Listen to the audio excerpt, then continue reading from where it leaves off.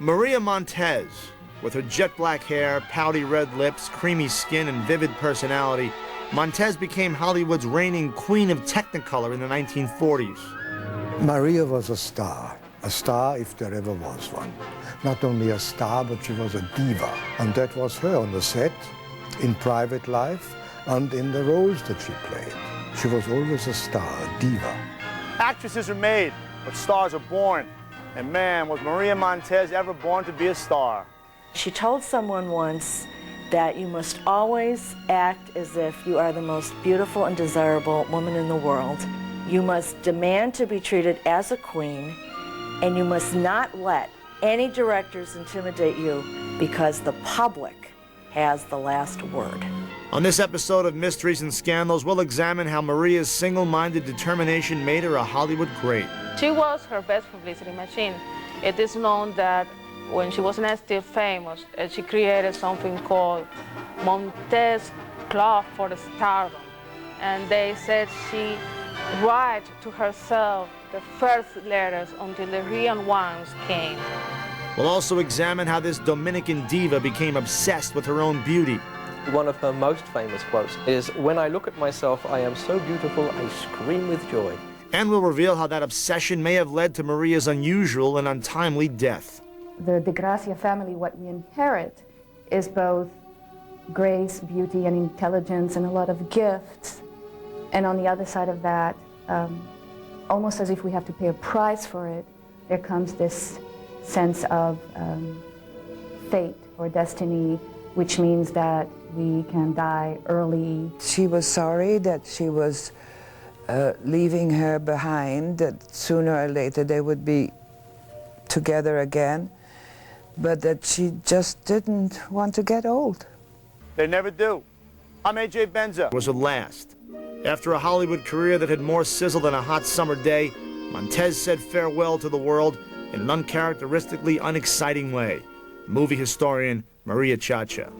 Maria's two sisters were visiting her in her home in Paris, and of course Maria was known for these long baths in very hot water, apparently feeling that this helped her weight stay down. She did go and take a bath, and apparently after a certain point her sisters got a little worried because she'd been in there an awfully long time.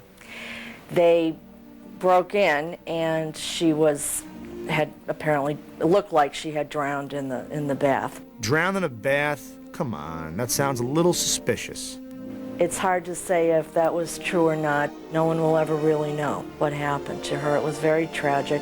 A tragic ending, yes, but just the beginning of our story about the mystery of Maria Montez. Author Vivian Perez profiled Maria.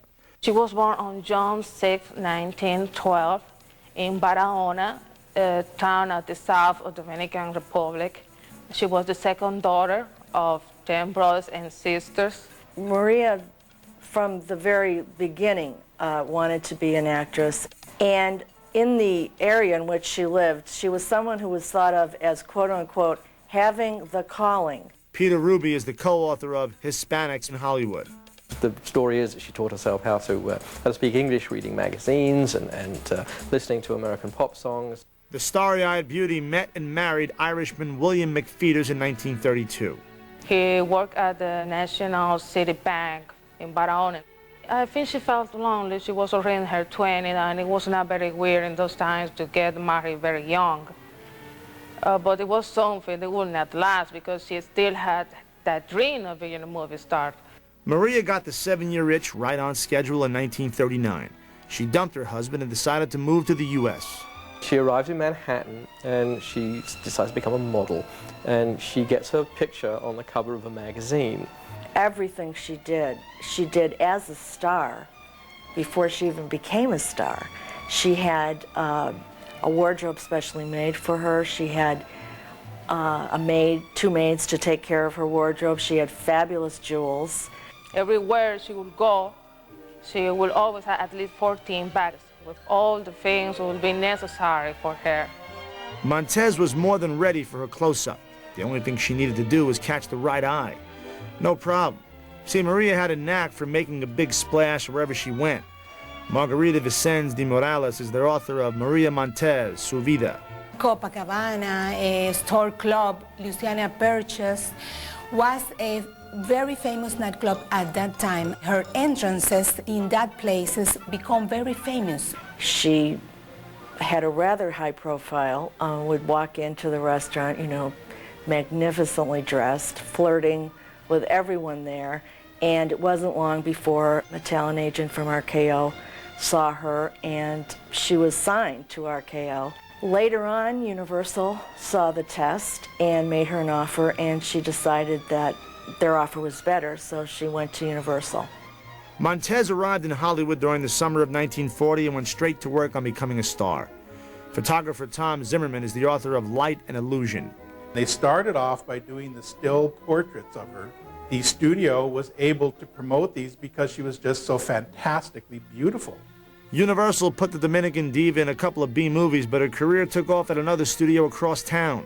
She was loaned to 20th Century Fox for being in a movie with Carmen Miranda, Donna Meche, and Alice Faye named That Night in Rio. But when Life magazine went to interview the stars of that movie, she got several pictures of her in Life magazine, and she was only there, I think, not even 1 minute in the movie. The up-and-coming actress was a one-woman PR machine. She started her own fan club and would write to the studios demanding to see more of herself. Apparently they didn't check the handwriting on the letters too carefully. Since she was the one writing the letters, Maria might not have been the world's greatest actress, but she was bound and determined to be Hollywood's greatest star. Up next, Montez becomes the reigning queen of Technicolor and turns a world war to her own advantage.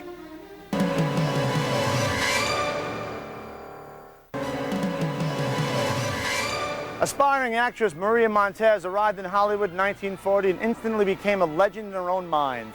You see, from the very beginning, Montez knew she was made to be a movie star. Actor Turhan Bey. Maria was known to carry herself like a princess. Anybody who can see her pictures and has seen her walk knows that this woman could not enter any kind of a room without calling attention to herself. Maria had a flair for the dramatic. Even reading the newspaper became an event. The resourceful actress dined at restaurants frequented by studio execs and served up her theatrics as the entree du jour. She sit down, very well dressed, and read the newspaper, and everything was so emotional. One waitress understood what she was doing and said, "Darling, they do not come here after 1 p.m. So she just get out there. And after 1 p.m., she came back with another clothes, very well dressed, doing the same number. A reporter for the Saturday Evening Post, a guy called Pete Martin, was reported to have said that when news was slow, Los Angeles editors would shout to their reporters, "Go to Beverly Hills and see what Montez is doing."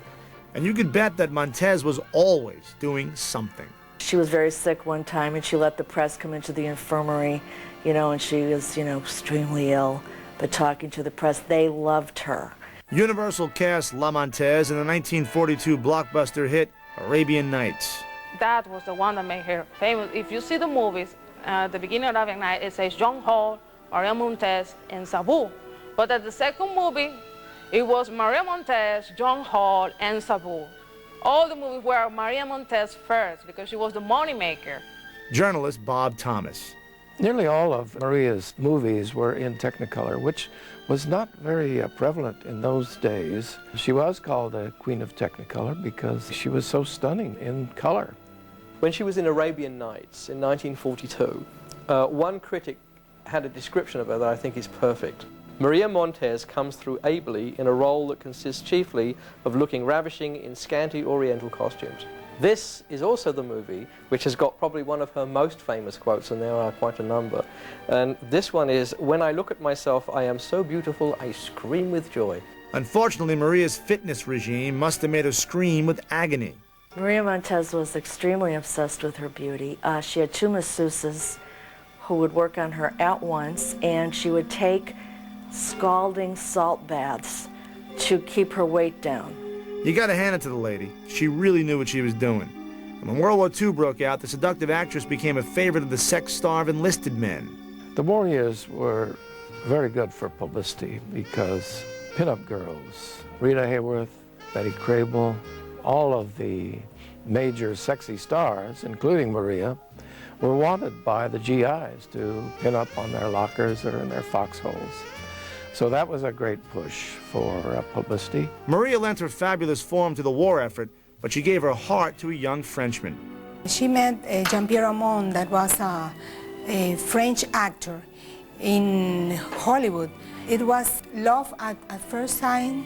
She met him, I believe, in October of 1942, and it was a whirlwind romance. They both were absolutely insane about each other, and they got married. When she selected the day that will be the wedding, she was according to the astrology. Less than a year later, July of 1943, he had to leave almost immediately because he was with the French Free Army. But it was a very great romance and apparently a very great love. With her husband away, Maria got a case of the wartime blues. To remedy her unhappy mood, Montez stormed into Universal with a scheme to get some press. So they figured out to get a young, ambitious, slightly crazy reporter to have a date with her. So I picked her up in a limousine supplied by the studio. We went to Romanoff's, then we went on to Trocadero, which was the main nightclub on the Strip. But when Universal's accountants saw the bill for that one evening, they just went crazy. And but it was good publicity, and you know, she got her picture taken by the fan magazine, and everybody turned out happy, especially. World War II made Maria Montez a star. Her seductive pinup photos were an inspiration to U.S. troops fighting overseas, while Maria's fantastical feature films provided some much-needed relief to the folks at home. She became really the queen, first of all, of Technicolor, but secondly of these sword and sandals epics, and she went on to have quite a string of successes with them. She usually co-starred with John Hall, with Turhan Bey, with Sabu, and they made many films together. Alibaba and the 40 Thieves, White Savage, Cobra Woman. Well, many of our films that we made together, if not all, were escape films. They were far away from reality. After 2 years of fighting for the French army, Maria's husband, actor Jean-Pierre Aumont, returned home in 1945. The couple wasted no time starting a family. They have one daughter, Tina Aumont. She was born as Maria Cristina Aumont in 1946. Montez enjoyed motherhood, but she wasn't crazy about the fact that her movie career was in a slump. Still, the eccentric actress managed to keep her name in the papers. One of the last involved a movie called The Exile with Douglas Fairbanks Jr., and she didn't realize that he was being promoted as the star of the film, and she was only on screen for 20 minutes, and she sued Universal. Maria had it in writing from Universal that she was to get top billing on all her films. And even her fans, when they went to watch her movie, they were disappointed. They say, what happened? Her name appears in the beginning of the movie when you see it, and she only has 20 minutes in there. Then she asked to her lawyer to sue Universal Pictures. They won the case. The settlement, along with Maria's waning box office numbers, didn't sit too well with the honchos at Universal. Maria's career in Hollywood ended rather abruptly. The kind of films she was doing went out of vogue. The war was over. People wanted more realism. They weren't terribly interested in the frou-frou of Arabian Nights movies. So Universal dropped her. She went independent, and she actually did Siren of Atlantis, her last American movie, as an independent. After Siren of Atlantis, she went to Europe. Her husband, of course, Jean-Pierre Aumont, was French, and he was very popular in France. So they moved back to France. Needless to say, all the courtroom antics did little to endear Montez to the folks back in Hollywood. Well, one of the things that brought her back to the United States is she sued the producer of Siren of Atlantis because she was never paid. And the reason she was never paid is because the movie was just a complete disaster at the box office, and nobody went to see it. So the producer lost his shirt on the film and never paid Maria, who was by far the main star. Maria Montez also embarked on a third suit in 1948. She sued Charles Buddy Rogers, who was supposed to produce a film called Queen of Hearts, which was not made. And she was entitled to a certain amount of profits and a great salary, and didn't get either one, obviously, because the picture wasn't made. So she sued for $400,000, alleging that she was entitled to all of this. Still, Maria won 38 grand from the film's producers in 1951, but courtroom victories would not keep Maria from the tragic destiny. On the last day of Maria Montez's life, the 39-year-old actress was at her Paris apartment with her sisters Teresa and Ada. Late in the morning, Maria retired to her bathroom to take one of her infamous hot salt baths. They made their own breakfast, and they agreed to go shopping. So they went to separate ways to get dressed. When Teresita and Ada were ready, they said, why Maria's not here? So Ada finally decided to check what was happening to her. And when she opened up the door, they said that they only see her forehead up from the water. From the forehead down, she was totally under the water. And they called the paramedic, and they tried to revive her, but it wasn't possible. Maria Montez was declared dead. Nobody is quite sure what happened because there was never an autopsy. She'd been known to have fainting fits. So either she passed out in the bath and then had a heart attack and drowned, or the heat itself from these scalding baths induced some kind of heart attack, and she had a seizure and drowned. There was also the rumor, which, as far as I know, was never substantiated, that she had slit her wrists as well. I couldn't believe that for an instant. She was too full of life. She loved life. But close family friend, actress Linda Christian, says otherwise. Maria lost her life because she didn't want to get old. Actually, it was Tina Aumont, her daughter, who came to visit me in Rome and showed me the letter that Maria had written to her just before she was going to leave this world. And it really touched me so deeply. It said that she was sorry that she was leaving her behind, that sooner or later they would be together again, but that she just didn't want to get old. I guess when your face is your fortune, Father Time becomes enemy number one. But most observers insist that Montez would never take her own life. Maria's niece, Reina Paris. Why would a woman who's starting a new life, who's in love with her husband, just had a new baby, would want to commit suicide? It doesn't make sense to me. I was shocked because she was very young. We'll probably never know what really killed Montez. The only thing we can say for sure is that she was a lot of fun to watch while she was still around. Maria Montez was a very powerful, passionate, spontaneous woman who was very driven.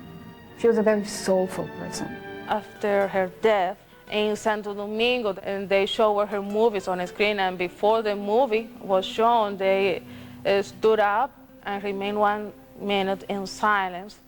Several years later, I think it was in 1996, the President Joaquin Balaguer named the airport of Barahona as Maria Montez International Airport. I think her place in Hollywood is in these sort of sword and sandals films. She went in like a star, she went out like a star, didn't matter what anybody did or said, she demanded star treatment, and she pretty much always got it. As I described her, as a great personality, as a great star that you could not take your eyes off when she came into a room, and that you'll certainly never forget. Those pictures that people put on her grave, it was not for a movie star, it was for a friend. That was the quality she gave to them. And if you ask me, she was still Maria Africa, that little girl put on a stage and thinking she's a diva. She is not a diva, but she thinks she is. And that's what the people was watching. She was like a little girl playing to be a famous actress. That was her charm. Maria Montez was completely unpredictable right up until the end. Though she was never a great actress, it's a testament to Maria's star power that we're still talking about her 5 decades after her final exit. Maria'd be proud. I'm A.J. Benza. Join me the next time we meet in a state of mind called Hollywood.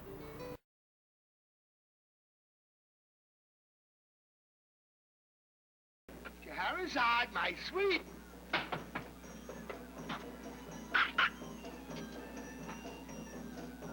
What is this? They are calling for you, my customers. Let them call. I'll come when I'm ready. Get out. Get out. Do you hear? Allah defend me. First it is that son of Satan, Ali, and that I'm going. Look, I'm going. Goodbye.